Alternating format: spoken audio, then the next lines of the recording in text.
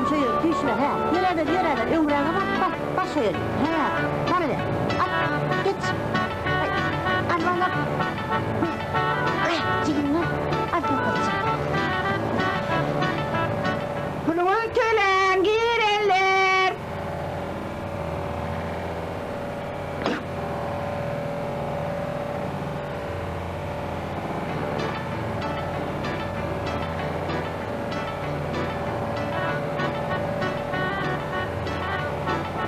Geçin oturun. Yok minnettar. Oturun.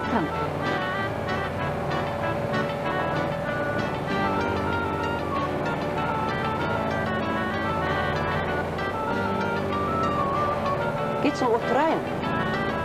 Ya otursana oğlum. Ben evine menini açtırmıyor diyemem. Oturayım.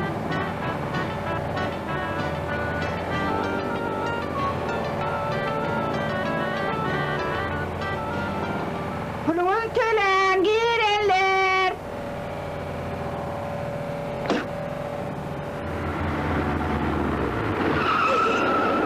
Koy ver ulan bey. Oy tuğla.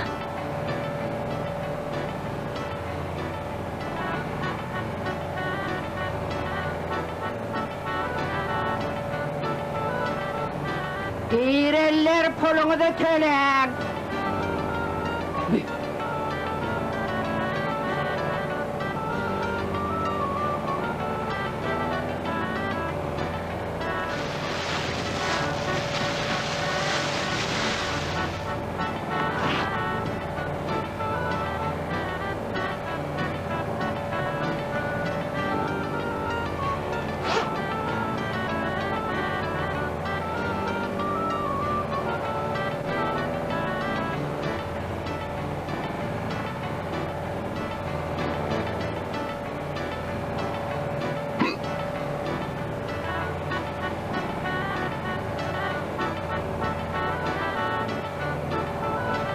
Girenler pulunu da kölen.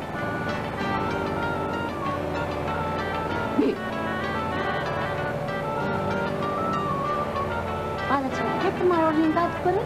Getir bana. Hani.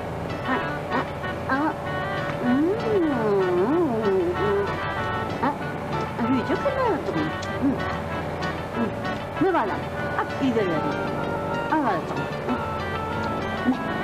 Yine kaçırayım mı bombayla? Bunu ver yani.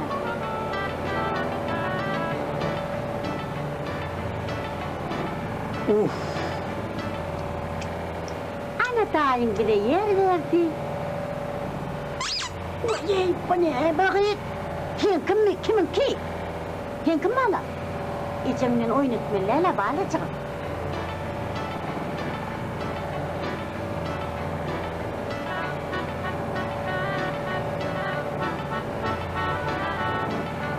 Ayrılsana doğum, geçselle ayrılır ara.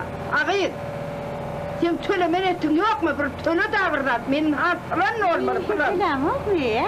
Oy, o tölen o. Benim tölendirek var kaynatın, tölen.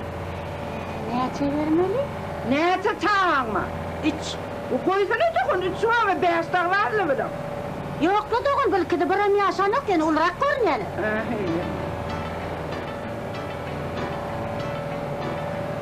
Ne? Ayrılsana çıkayım bir, yolumda durvalaydın da ayrıl eylem bir. Bunun kulağını memnun olmanın kamgıyım. Avtobüse ne dedik olsam ne edecektik?